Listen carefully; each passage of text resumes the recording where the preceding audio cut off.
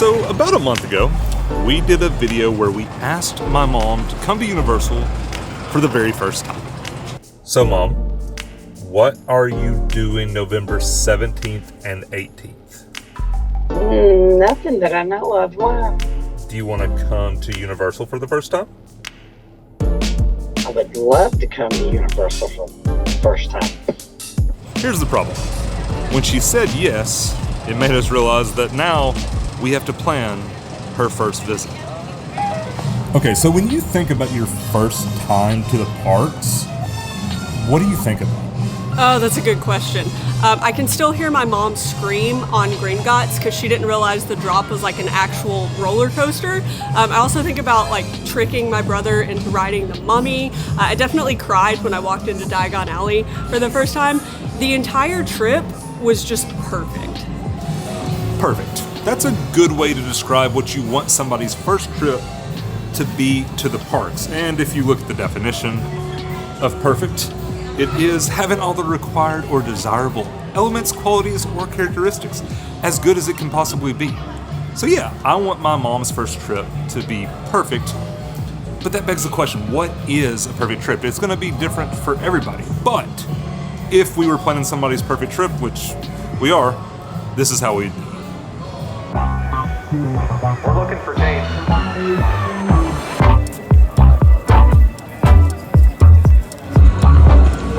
We came over here to sit by Bruce the Shark, probably the best photo op in the entire park.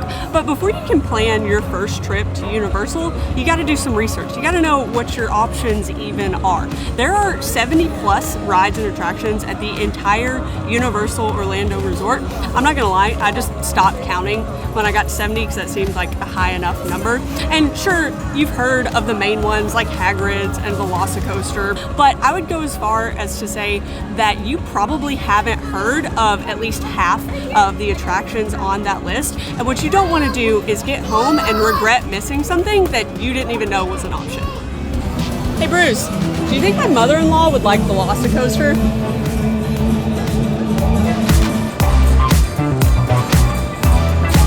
When you think about Universal, you probably think about rides. And when we think about the rides, we break them down into 4 different levels.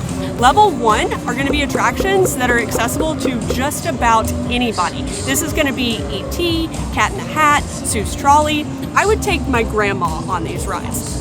Level 2 attractions are gonna be slightly more intense, but only slightly. They might spin a little bit, or there might be a 3D screen where if you specifically struggle with that, you might not wanna ride it, but they're pretty approachable. Level 3 rides are where we start getting intense. This is gonna be some of your smaller coasters like Revenge of the Mummy, where it has some big drops, it hits some pretty good speeds, but it doesn't have any inversions or anything like that. And then level 4 rides are for your thrill seekers. There are only 3 rides that are in this category at Universal, and that's gonna be Hulk, Rip Ride Rocket, and Velocicoaster. Kill 'em with kindness. Yeah, I was gonna say something on maybe like, you know, it's like, hey, I really want to get my mom on Velocicoaster, but it's probably not happening. Like, she's probably gonna tap out at something like Transformers, but never say never.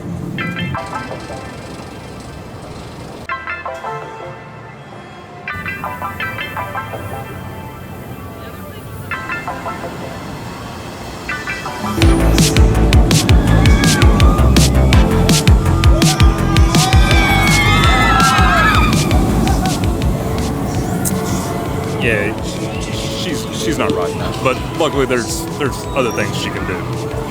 Something else that Universal does extremely well is shows and food, and specifically the shows.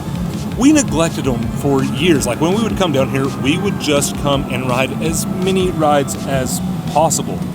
And we regret it because there's some shows that have since gone away and we miss them. But there are shows for everyone here at the parks. You've got comedies, you've got singing shows, so like musical shows. You've got something that everyone will enjoy. So you need to take time to look at show times and plan your day around them. We like to use some of the rides to take a little break, specifically the ones where you get to like sit down in an auditorium. There's some nice AC to enjoy. But something else to keep in mind with the shows is that a lot of them tend to stop running around like 5 o'clock at night. So if there's a specific show that you're wanting to see, you want to make sure you schedule that in earlier so that you get it done.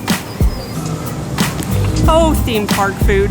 The thing about food at Universal is that some of it is really, really good, like these buffalo chicken tots at Green Eggs and Ham, and some of it is just okay, and maybe even bad.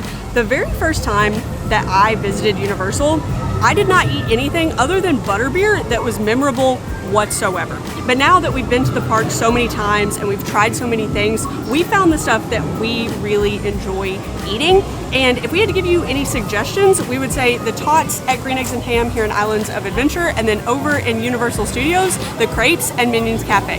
Can't go wrong with those. I've put a decent amount of thought into what we would get Tyler's mom to eat at the parks. Of course, butterbeer, like that's gotta happen. We gotta see if frozen is her favorite, like everybody else in the family, see if she fits in or not. But we are also bringing her over here to get pizza tots. She loves pizza. Like for any holiday that we have, like her birthday, Christmas, Valentine's Day, we always send her pizza because she absolutely loves it. So we are definitely gonna get her over here to try the pizza tots. So I have a feeling that this area right here is going to be where we spend a ton of time, because while Mom's here, Grinchmas is going to be going on, the hula days, and Mom loves Christmas. I was looking around last night and ended up doing some math, and I realized that for at least 5 months out of the year, there's some kind of seasonal festivity going on at the parks. So the big ones are Christmas, Mardi Gras, and Halloween. And during these events, you're gonna see stuff like special parades, tribute stores, seasonal food, merchandise. During Halloween Horror Nights, that's a completely separately ticketed event. And while we love all of these events and love visiting during these times of the year, it does change your experience at Universal. Sometimes the park hours change, some of the parks close early, some of the food locations that are typically open might only be serving seasonal food. So that's definitely something you want to look into if that's when you're planning on visiting. And the easiest way to do that is to look on Universal's website. Crowds are another thing that you need to think about when you're visiting the parks. Depending on the time of year that you visit, the parks could be busier or slower, and you may want to think about getting Express Pass, or at the very least, kind of adjusting your expectations in terms of how many rides you can get done in a single day. Thankfully, we're bringing Tyler's mom to an Orlando Informer meetup, so we don't really have to worry about crowds. They're kind of non-existent during these events. Most of the time, you'll even be like the only person on a ride vehicle, which is kind of nice because we're going to have a group of 15.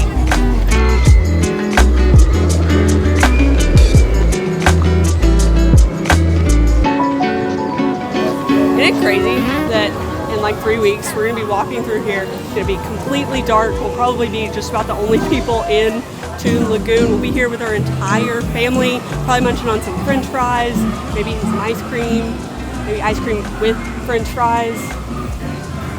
Okay, so now you have a rough idea of like what you want to do, or what you think the person that you're bringing will want to do, like maybe some of the rides, shows, food, all of that.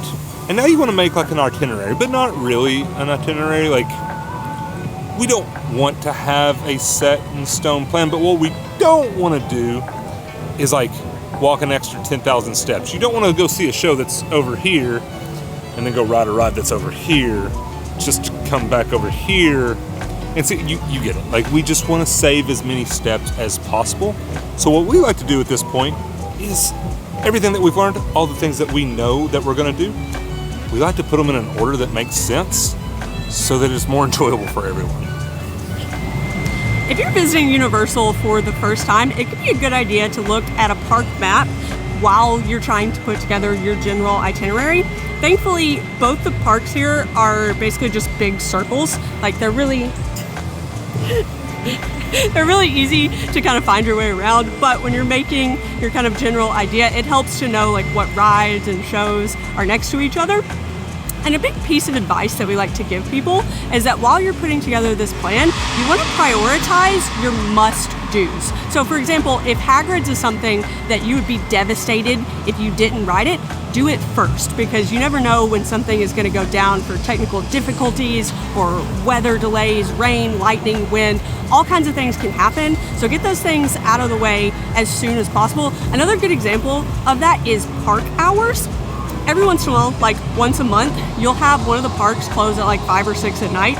So what you don't want to happen is for you to be at Universal Studios until like 3 in the afternoon, and then you come over to Islands expecting to get all this stuff done, and then you realize that it closes at 5 and it ruins your entire trip. So don't do that. One of the things that we love about Universal is that you don't have to have a plan. You can just show up and enjoy the day in front of you. You can run around and do whatever you want. You don't have to make any ride reservations. You don't have to wake up at a specific time so you can get a return time for something. You can just enjoy it as it unfolds.